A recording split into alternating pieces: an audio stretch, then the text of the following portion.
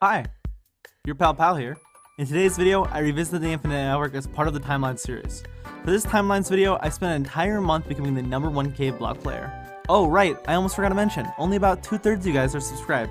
So if you are new here, please consider doing so, it would mean a lot to me. I started out this journey like it was any old cave block, clearing out a bunch of stone and making farms.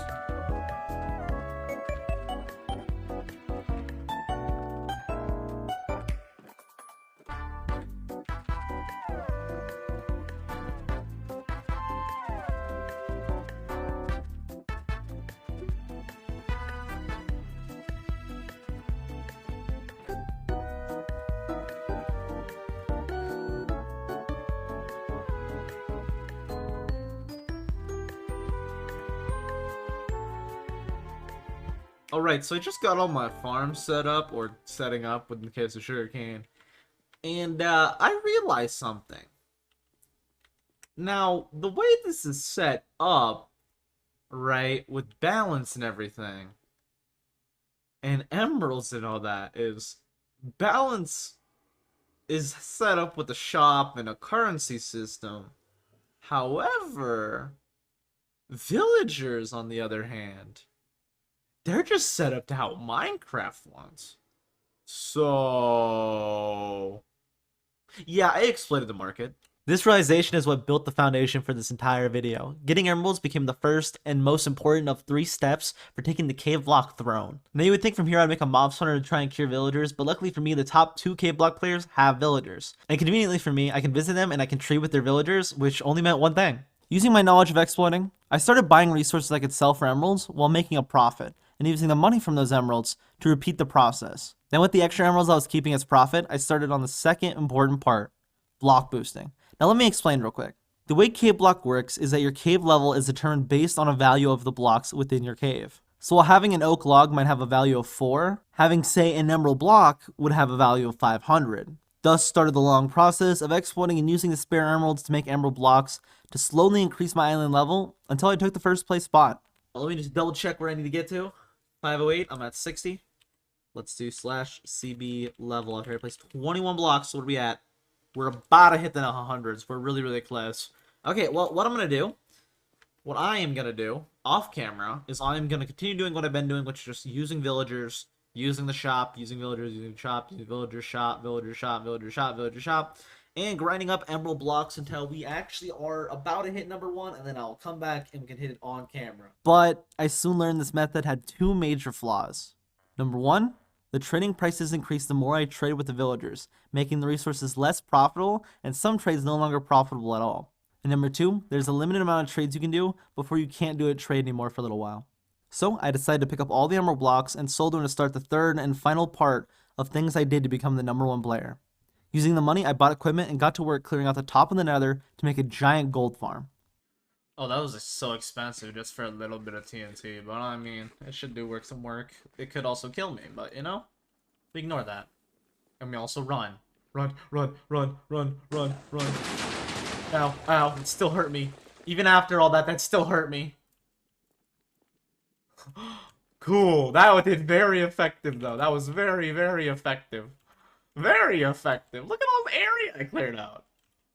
Obviously, I had to refine it, but that was very effective.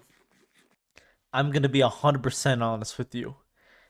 It was really, really boring, so I decided to do like 95% of it off camera. Welcome back. As you can see by the top right, it's quite a bit of time difference, and there's now like this giant ladder thing that actually leads up to the thing. I actually got rid of the way I made up to it, and we changed it, and we finally got it done. Now this thing took a long time, and probably took in the server's economy system like over 1 million to make. Maybe not over, probably like just about 1 million.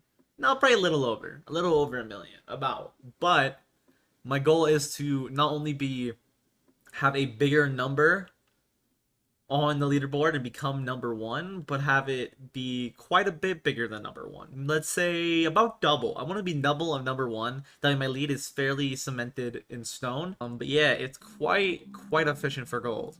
But without further ado, let's get to start grinding it. I'm gonna now grind this for like an hour, and I'll let you guys know how much profit we end up with. With the pigment farm set up, I would be able to make around 120 gold blocks and up to 33 emerald blocks from rotten flesh sales an hour, which already has a higher value than the emerald blocks I picked up to make the gold farm. At this rate, I would easily be able to take the number 1 spot in only about 4 to 5 hours of farming pigment.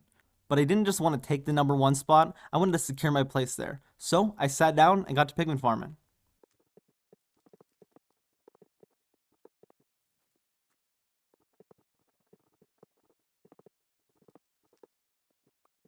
There we are. Place all that down. Let's do a quick little CB level. Let's see how much we jump up. We were at 15, and now we're at 126, which I believe is, I think we were at 150 before, after way more hours of grinding than just like the gold farm, in my opinion. So I'm gonna go grind for 9 hours and get the stuff done.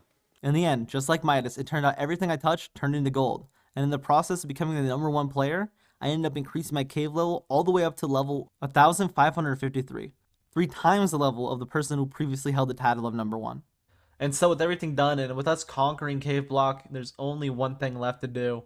I'm pretty certain our FRPG is probably number 1. But something I soon realized a while ago after recording that is our balance is no longer number 1. You see, the number 1 person on Skyblock was a part of a 4-man group.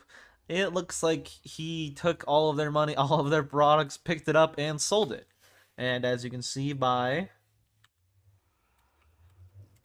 /Skyblock top, they are still number 1 by quite a bit. And the reason is if you pick up your stuff, it doesn't go anywhere. Now, do I expect to have more than 176 million when I get done picking this up? No, but Infinite Network is soon going to have an update. And if I decide to come back later, I'm going to want that money for doing other things. And, well, if I prove I have multiple million and the next closest behind me for number 3 as well, 56,000, it's kind of a statement. So let's pick up all this here since our level will still stay as what it is, and prove how rich and powerful we really are and how much we actually did accomplish. Okay, so as you can see, it's finally all cleared out, and you may be wondering how much gold actually was that, and let's just say, to put it in perspective, this is what my inventory looks like.